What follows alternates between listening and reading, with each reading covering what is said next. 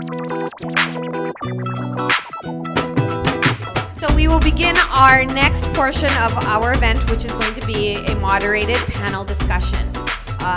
The questions have already been chosen for some portion of the panel, and then we will be coming through the audience for your questions. So while you are listening to the conversations, please be coming up with questions. I may just surprise you and come stand right by next to you. So you don't want to be on the spot. Be ready. Everybody should have one question at least. So our moderator for this evening, what can I say, Vip? What can I say? He is a dear friend of the SACC, our moderator and my partner in crime up on every gala. Ladies and gentlemen, a little bit about Vip Jaswal. Vip Jaswal is the head of international affairs at Fox News Channel and joined the channel in 2005. Vip also hosts the top-rated radio show called The Vip Jaswal Report on Fox News Radio every Sunday. Vip is a consultant speaker to the United States Military Academy and to the United States National Guard.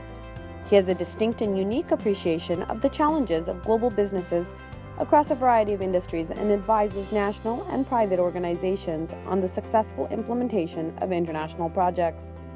Prior to this, Vip was an international investment banker with HSBC for over a decade, where as part of senior management, he was in leadership roles in various parts of the world.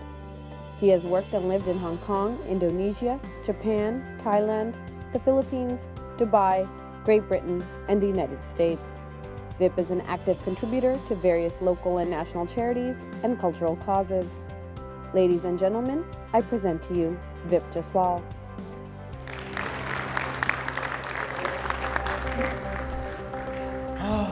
Wow. Hello, everyone. This isn't vodka, by the way. Third year running.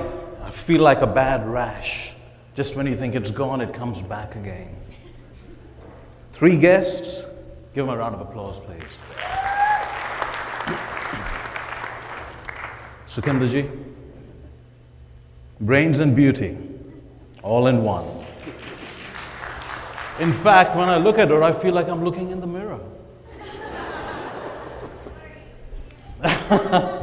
And Suriji, been dying to meet you. You remind me of the Godfather. Still waters run deep, and I mean that with all love. Cheers. Fred, what are you doing at the SACC event? Please. Is this mic on? I think so. Oh. I want to ask you something. Yes. Now, you have businesses in Punjab, right? Yes. Do you speak Punjabi? I understand 30%. 30%. Punjab means Panj of 5 waters or rivers. But that's not going to get you the best deal in town, is it? No. Okay. Well, before I begin, in Farsi, Subah Khair, We'll check it. Happy Nowruz. Salam Mubarak. All Iranians have something in common. Iranian guys. One Rolex and a black Mercedes. Is that you? No. Neither one of it. Well, most Punjabis do, so Punjabis are also Iranian. No, I have a leash. You have a leash. Yeah. It's my daughter and my wife watching me how many steps I take. Right. Well, we won't take too many. Okay, so I'm going to Punjabify Fred. Well, Fred, your name is Farhad, right? Farhad. You're just like a Punjabi. We all have really nice names and then we make it white. Right? Why do we call you Fred? Well, actually, it started a teacher of mine. I went to Abadan Institute of Technology. Is this a long story? No, it's very brief. Okay. He started calling me far out and forehead and... Well, the only forehead here is on my head. Yeah. You got great head, you so highlight. he thought Fred is easier. Okay, yeah. so let's Punjabify you because I think your deal-making skills in Punjabi need to be a little better. How about that? That's probably true. Okay, so now Punjabis are very passionate people. Punjabi women are even more passionate. When you enter into a negotiation, right, they give you a certain price. Right? Every deal has a price. Yeah? Yes. There are 3 words, and that's all you need to learn when you're doing Punjabi. Okay? The first one, you're talking about a deal, you get into it, your first offer. Okay? Now watch me, body language. When they give you that offer, this is what you do. Huh? Okay. Move the shoulder. Go for it. They come back to you with a second offer.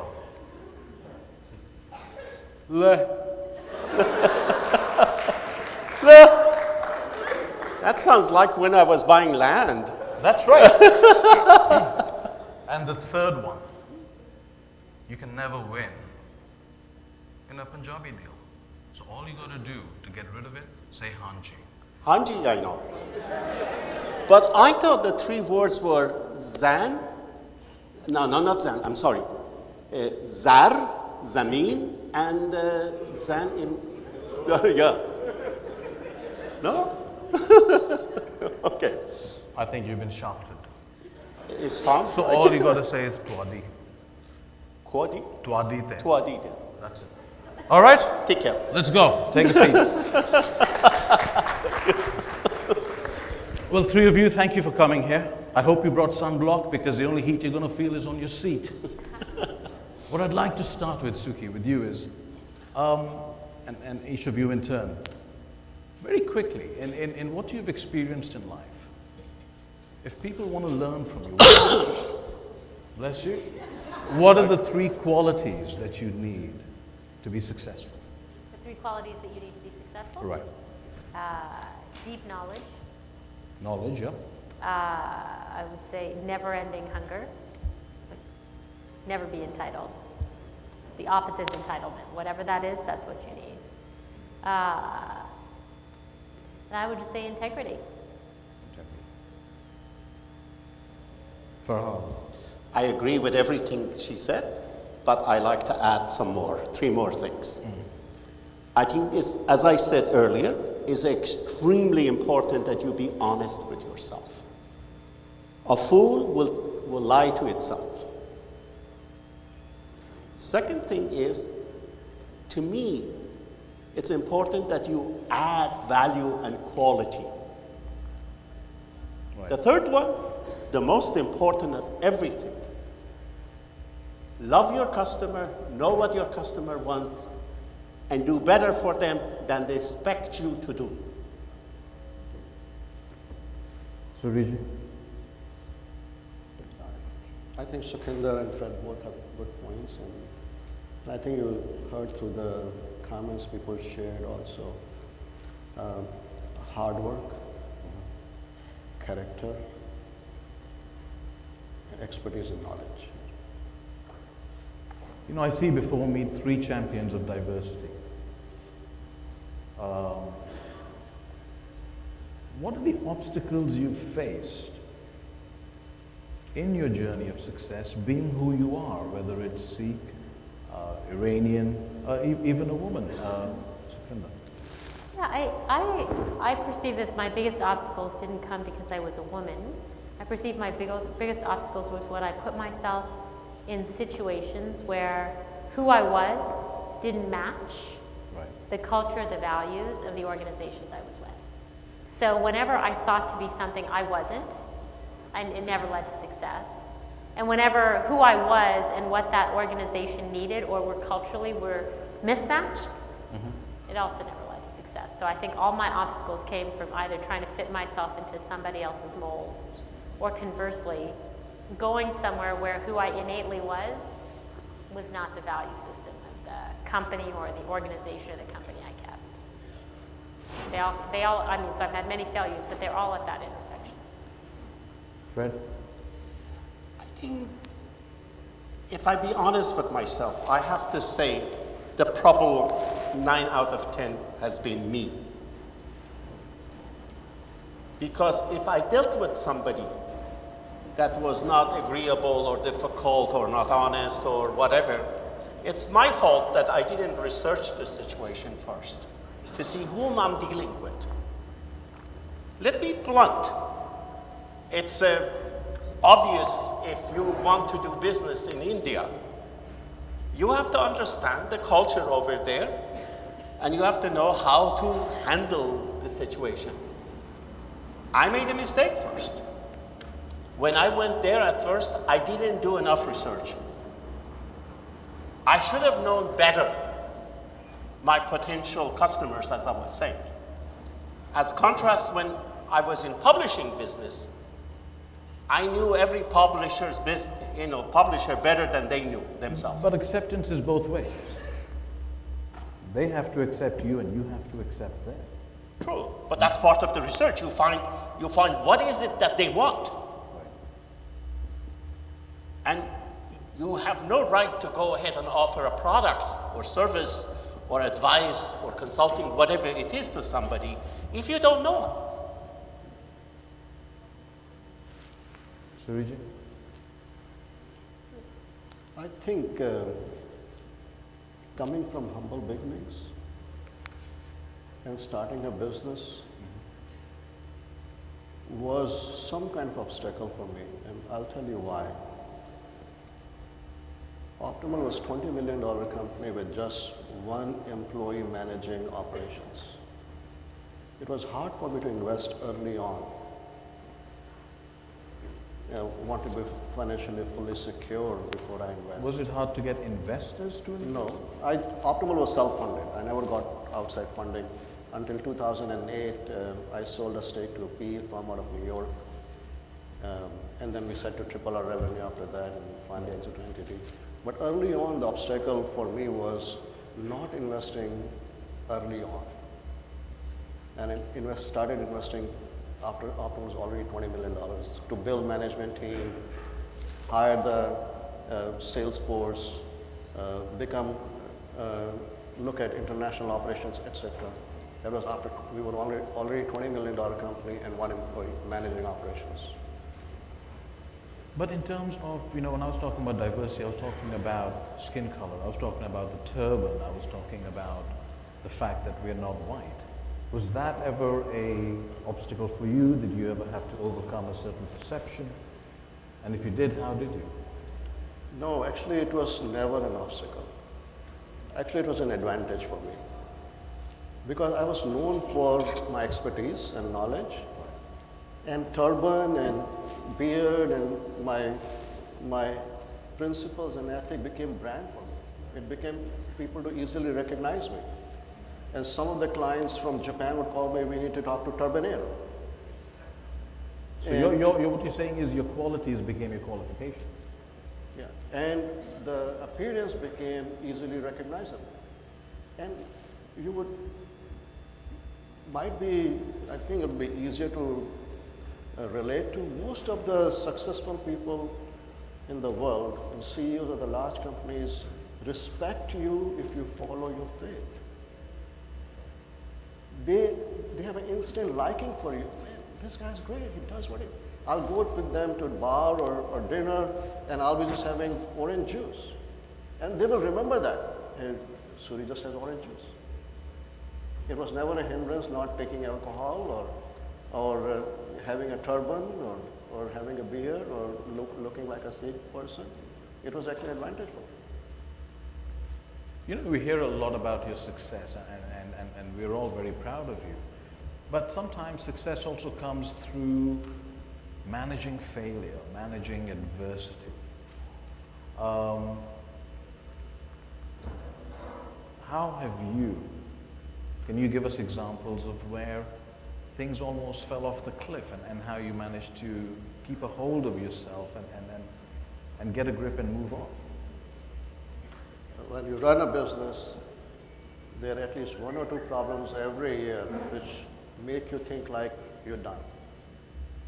And they're tough times. I was fortunate to have two people in my life. One person who worked with me, who was president of my company, Sam, very God-loving person.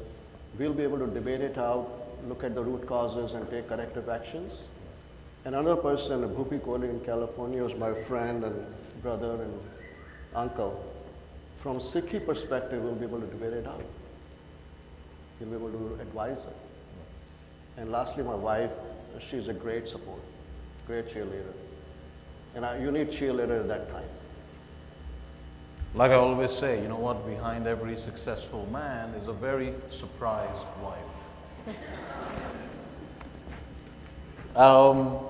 Fred, how do you manage failure? How do I manage what? Failure. Has life always been successful for you? No, never. I got close to bankruptcy several times. And I probably would do again. Oh, okay. I'm serious. Let me give you an example. I had a fairly good, position with I was director of research for we did the first ATSF satellite. This is the first direct broadcasting satellite that helps you every night, every time you do.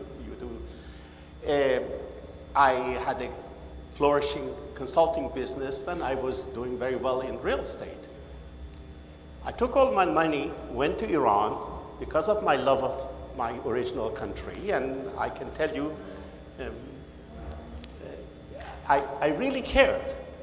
I went there, revolution, I was there for 4 years.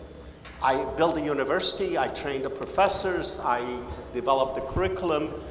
By the way, I had over 300 distinguished employees from India over there, including 80 of them with PhDs. It's not the first time I have had dealing with India. And the revolution came, I lost everything. And when I came to US, I almost lost my house because I couldn't make the mortgage payment. So when you keep losing everything, how do you find yourself? Well, I lost more than just money. I lost my original country. I lost a member of my family because they were from, minority religious group, and they were executed without their name being asked. Right. I had people, when I came then, I had people threatening my children. I'm not complaining, please don't misunderstand me. All I'm saying is, these things happen. And you stand up, and you start again. And this time, I did it a little bit more carefully, but I still took risk. Don't get me wrong. I took a risk going to Iran. I make decisions using my heart and my head. Huh? Mm-hmm. Maybe going to Iran, I use my heart too much and my head not enough.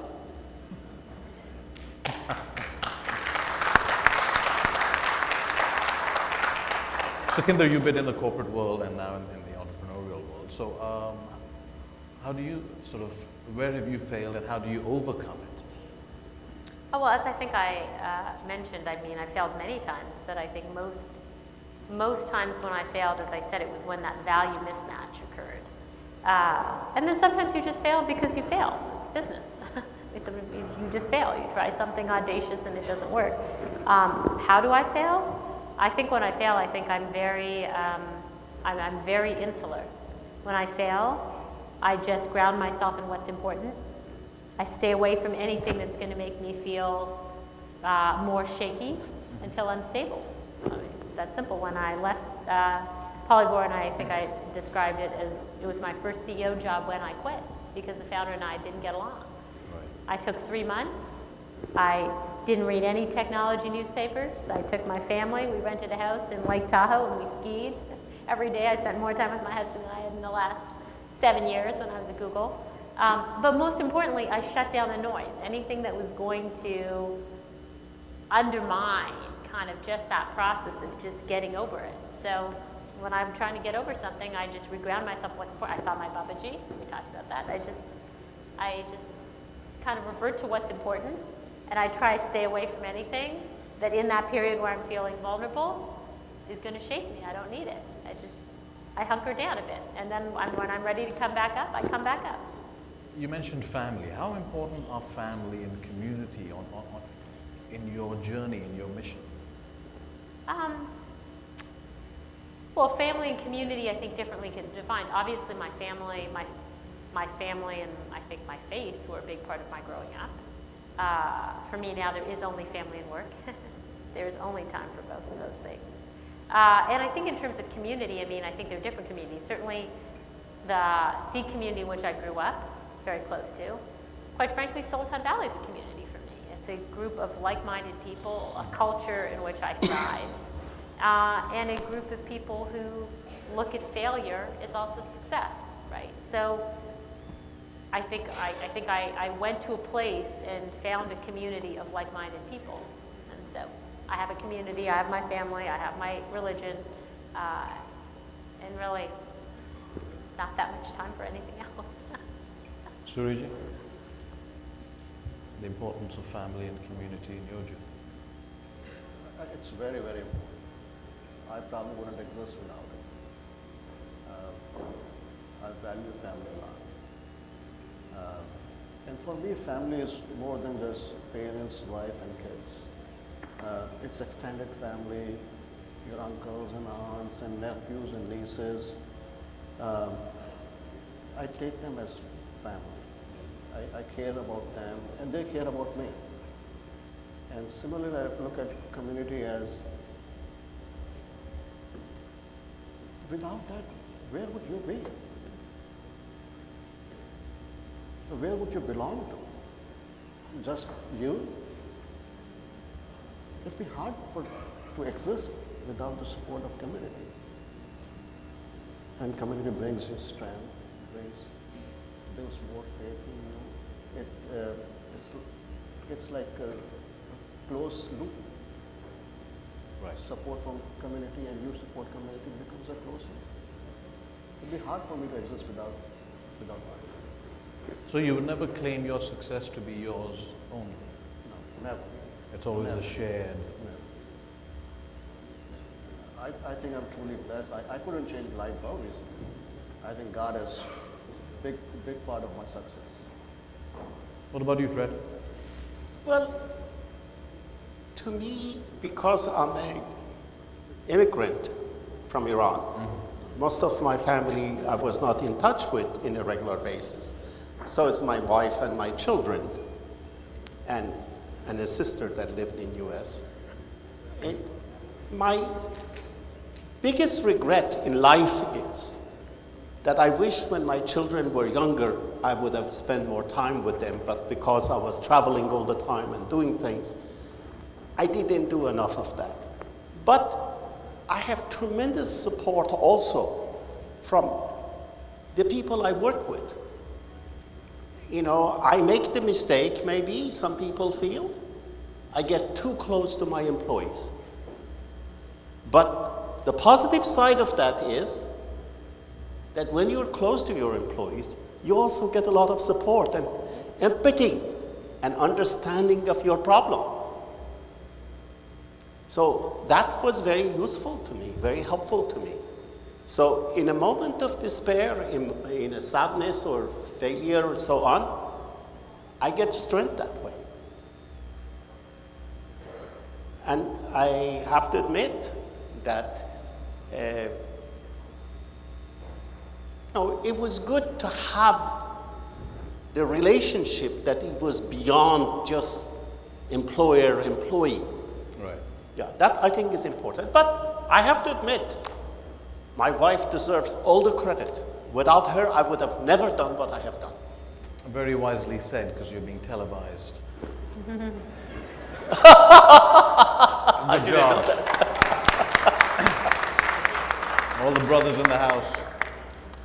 So Kinder, you know, in your journey, and you've had a fascinating journey, you continue to do so, do you find your concept of success keeps changing or keeps evolving? Like when you started, maybe your success was maybe just financial gain or position, but now it's something else.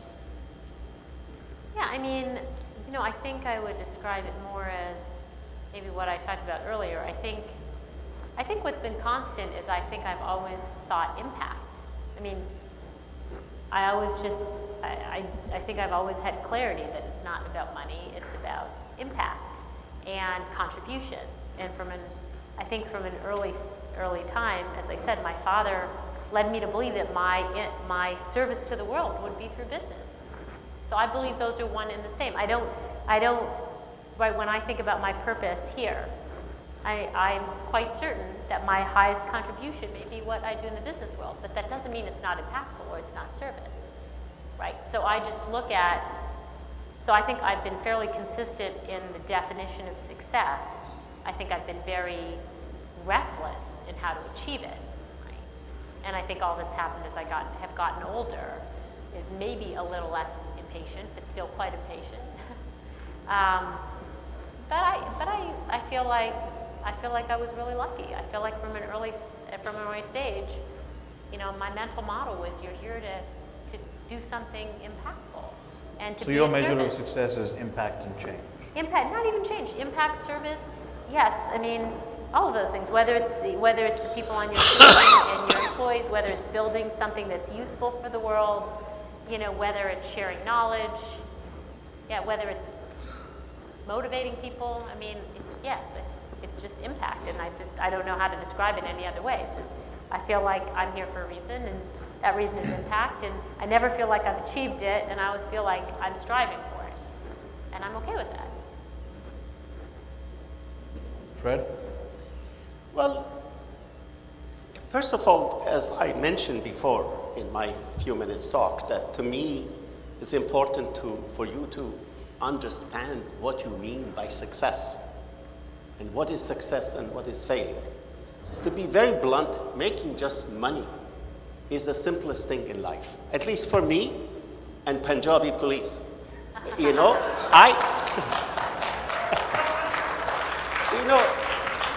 do I want to be Punjabi police? No. It's important to do something that makes you ultimately happy. That is. But you know what, let's just be fair. I mean, these days, well, not these days, but the ordinary person, their first measure of success is monetary gain, because it's a great standard to set against. Once you have that, then you start maybe changing your dimensions of success. Well, I look at some of the heroes of my life. They were not very successful financially. I don't know, maybe I'm not as well versed in history as you are, about his Indian history. Was Tagore a successful financially? Did he sell his poetries? He got a Nobel Prize. That was a successful man. I agree.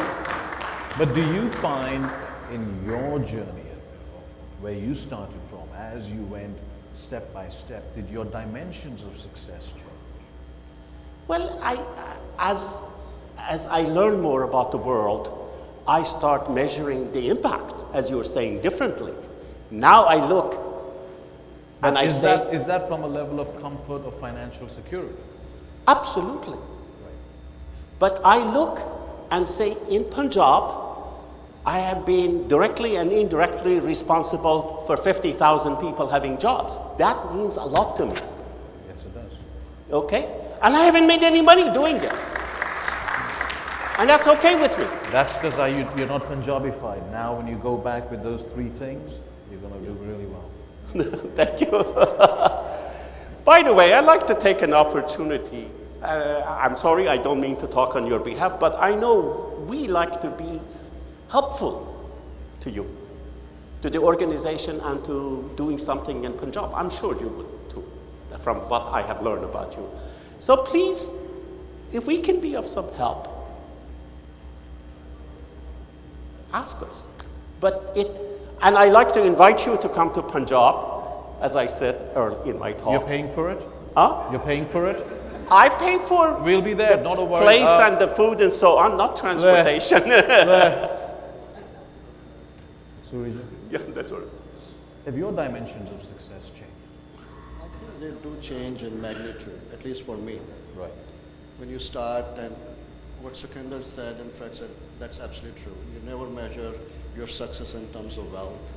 You always measure in terms of impact. And that's a sense of pride you get when you're running a business. It's, especially for founders, it's never creation of wealth. Wealth is usually a byproduct of what you're doing, the impact you're creating. If you're not creating impact, you won't create wealth. And if you're just working for wealth, you'll never be successful. So you should always think it is a byproduct of a value you're creating. And to measure the value, you need to look at the impact. So no denying of it. But the magnitude does change as you grow. Initially, you create an impact of certain value, and you want to do more than that. So that magnitude keeps changing or increasing. Right. And then it also shifts. As you grow up from looking from business perspective, you want to look at community perspective, what are you doing there? How can you create impact in that sphere of life? So it does change. Success is measured financially. Do you also, and measured by impact and change, do you also measure success by the level of influence that you can create within a community or within the country you live or within the industry that you work in? Certainly. And I wouldn't look at as creating influence but I would look at as helping them. Influence can be taken in any way, right? So helping the community. So when I look at from my perspective, running a company for 20 years and being active in SACC community and very like-minded people like me who have been helping SACC nonprofits for years. And we got together in 2008 saying, we all write checks to these organizations on bite sizes, and we can never create governance or transparency in them. Right. So in 2008, we got about 5 successful SACCs and said, we're going to bring all SACC nonprofits like a PE firm brings. Every year, we're going to have a quarterly meeting with them, and we're going to write check 10% or more of their budgets. So we can create governance for them, transparency for them, and we can hold them accountable. So if you just look at in the last 5 years, this group has returned more than $1.5 million to them.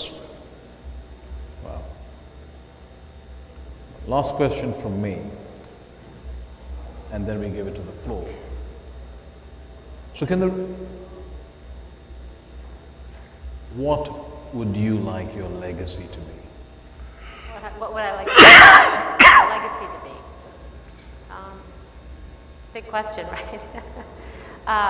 Well, first of all, as we talked about, I mean, I'd like to believe that when all is said and done, I look back at a body of work and feel like it gave value to people, that it added value for people, that somehow working with those people added value. I mean, I would love to look back and say, look, yeah, I did have some measure of impact. I mean, I still come back to that word, right? I mean, I think even more than, success and sort of measured by how much impact you have, we talked about it earlier. I mean, I would love at the end of the day to have looked at those values that I so aspire to in other people and say, did I learn that? By the end of my life, did I learn that? Did I learn humility? Did I learn acceptance? Could I give to other people that same feeling that people gave to me, right? So I may have that whole body of work and it may be impactful, but I may still not have that character. Excellent. Fred? Farhad? Yes. How would you like to do that? What's your Well, legacy? to me, maybe I'm very selfish. I really care more than anything else what my children and my immediate family thinks of me. Are they proud of their father or they're ashamed of their father? Is my wife feel that I have been a decent husband or not? After that is my employees. I care about them. This is the truth. I'm not saying this for any propaganda or anything, but if you ask, every time I go to India, and it's quite often, at least once a month, I sit with all the workers. I know I learned that from the Sikhs maybe, but maybe I am in previous life was. But I sit there and eat with them and talk with them, and they tell me that first they were distant, they were scared. This guy should never talk to us. But I want them to feel I did something good for them. That is important. And you can't measure that on intellectual level or financial and so on. I've made their life better. They have a steady job, they're making good money, they're happy, but I'm trying to help him do more, and I want him to remember me that way. The rest of the world, I don't give a damn.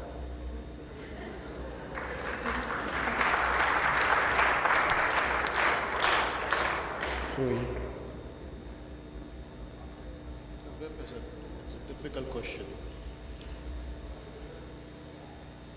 I told you to bring sunblock.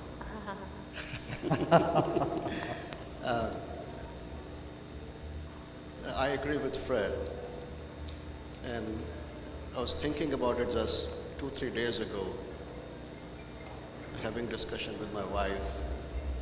You know, what legacy would I like to leave? And we had a discussion about 20 minutes on that topic. And I told her, you tell me based on what I do, what I've done, and what things I value in my life, what legacy would you think if I died tomorrow? I asked her that question because I didn't want her to think what I would do. I wanted to tell her now what legacy would I leave if I died today. Her answer was that I've tried to carry out my relationships best to my abilities. Be a good son to a father, be a good brother, be a good husband to a wife, be a good father, be a good uncle to my nephews and nieces, be a good friend to my friends, and be a good community member. Anybody who comes to help, I would not deny that if I could help that person. That was her words.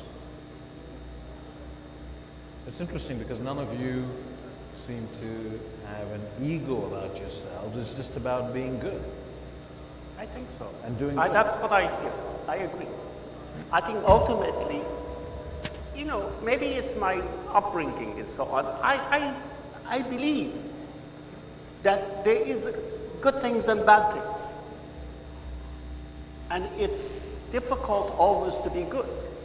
I admit I have not been good all the time. Me too. Yeah.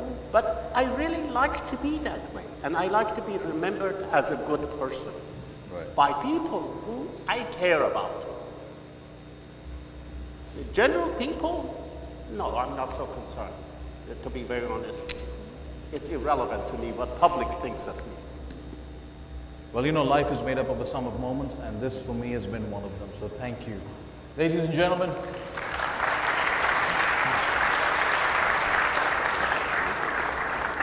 How are you? We're going to open up the floor to some questions. My name is Veer Pratap Grewal, and I firstly want to thank all of you for coming out tonight and sharing with us your experiences with professional success. My question tonight is from Cassidy. What would you recommend that I, a junior in high school, and other Sikh students my age do now to find professional and entrepreneurial success later in life? Professional or entrepreneurial success, broadly defined? Yes. Number one, work harder than anyone else. Anyone else. Anyone else. Did I say that enough times? Anyone else. I do actually think that is a big, big part of it. Number two, look at the people closest to you. They're likely to be your mentors. I think people look really far and wide for people to be their mentors, and I always felt like my biggest mentors in high school, my father, think about what a big figure he's been in my life, like, you know, incredible. My mother, a doctor for almost 50 years, right? A high school teacher who basically, all my high school teachers who just invested in me, right? And in some ways reflected back to me what I was good at. So I would just say, like, you know, you have access to all these incredible people who believe in you already. Tap into them. Ms. Cassidy, gentlemen, it is a pleasure to see your panel. A question for my wife Sujita and Manmeet Broad, myself. We saw this movie called India's Daughter on the previous documentary of late. And just want to get the perspective of the panel if you folks saw it as an overbearing lecture from the Western media, i.e. BBC and ABC News on Indians, or did you see it as a self-reflection that we all Indians need to see? As a proud Punjabi American, I feel ashamed that Punjab has the highest female feticide in India. So to the whole panel, and Ms. Cassidy, not to put in the spot, would like to get a perspective on the movie India's Daughter, which showcased the plight of Indian women in India. Thank Look, you. I think in India this is raising a lot of controversy that this movie would even be shown. But as you know, it's a female Indian filmmaker, trying to bring that story to light. And look, generally speaking, I am a believer in freedom of expression, free speech. Everybody who watches that movie would tell you, I haven't seen it, but I know that the feedback on it is that it's deplorable. But it is important that it's amplified. I mean, my feeling overall is that, when things outrageous happen in the world, people who step out to amplify them, our job is to pay attention. So I'm as disturbed as everyone else, but I applaud the female filmmaker who took the time to tell that story, despite what the Indian government thinks. Okay, so we have the next question now. Hello, my name is Jazz. My question is around ideas and investment. So, in today's venture times, would you say that an idea is enough to get funding, or you need a solid business plan and a prototype and a working model that's already producing revenue? For the three of you on the panel, what would convince you, what would make you invest in an idea personally? For me, the idea has to be unique and scalable. If I can see those two things and I see the passion in founder, I'll probably invest in that. But I have to test it whether it's a scalable or not. So for me, what I perceive is that it is in fact harder and harder to get funding on just a business plan and an idea. Certainly in the part of the world where I live in, Silicon Valley, now first rounds of funding come after a product is live. So I think the bar for entrepreneurs who want funding is higher. People expect to see that you can deliver even a beta product to the market without funding or with your own funding. That is certainly a new reality for most angel investors in kind of areas of technology in Silicon Valley. And for what I personally invest in, I only invest in areas I know, and I look for all those same qualities. Of course, scalable, of course, differentiated. But I personally believe that angel investing, it's hard, it's very hard to be good at angel investing, right? So I typically invest my dollars, if I do any investing, it's first and foremost in my own business because that's the highest return for my time and even my money because I'm betting on myself and what I know. And then if I back other entrepreneurs, it's typically around domains or areas that I know well, where I feel like I have some unique contribution and can understand the idea deeply. For me, it's quite different. Again, maybe it's about my selfishness. I have to like the idea. It has to be consistent with my ethics and value system. Example, if you want to make a bigger tank, I have no interest in it. But if you tell me that you have an idea that we could educate people in India to learn skills, plumber, electrician, what have you, believe me, even if he loses money, I'll support it.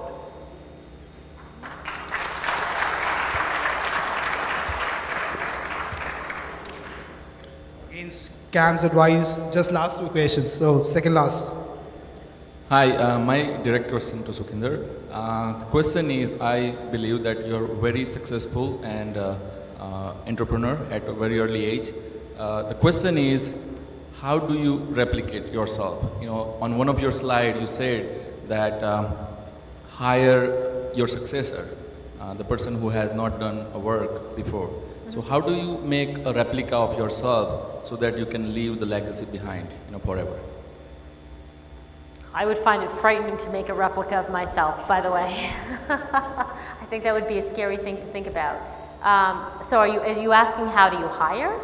Is that, or are you asking a more nuanced question?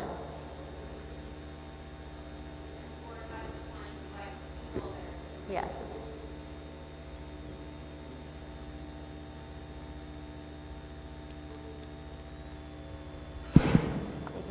Hello, yeah. So it was not just a hiring, but for example, you are by yourself, right? How do you make people around you, and you can motivate to become like you and to become a successful, So first of all, I think that to be successful, I think I generally don't try and hire people who are just like me, because then they come with all my same biases and failures. So my own success, has been by hiring great leaders who complement me, who have the things that I don't. I have a great co-founder at Joyous who is, even more deliberate and thoughtful, incredibly patient, high consensus builder, still a great leader, right? But a great compliment to me. So typically speaking, if I want to build a great organization, I don't look for my people who are like me. I look for people who share my values. I look for people who share my values, and I look for people with very complementary skill sets. And then the last thing I look for that's probably common: high amount of willpower, high amount of brain power, high amount of empathy, EQ.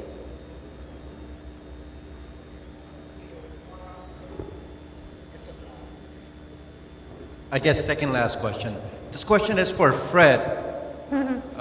Fred, not that we don't appreciate you going to Punjab. Thank you for that, and I think you set a wonderful example for everybody. But why Punjab? What was the reason? I knew I'm going to get hit by that. Let me come here. Those lights are too much on my eyes, so I can. This is a very important question.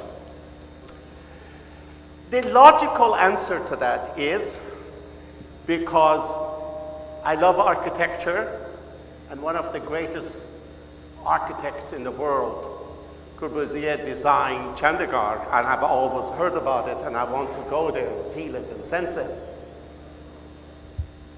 Another logical explanation is one of my very senior people, head of our R&D in one of my biggest company, Cork, was from there, and we wanted to set up operation there in Punjab. So we thought that's logical. But that's not the whole story. That's just rationalization. The real reason for that was I couldn't go back to Iran.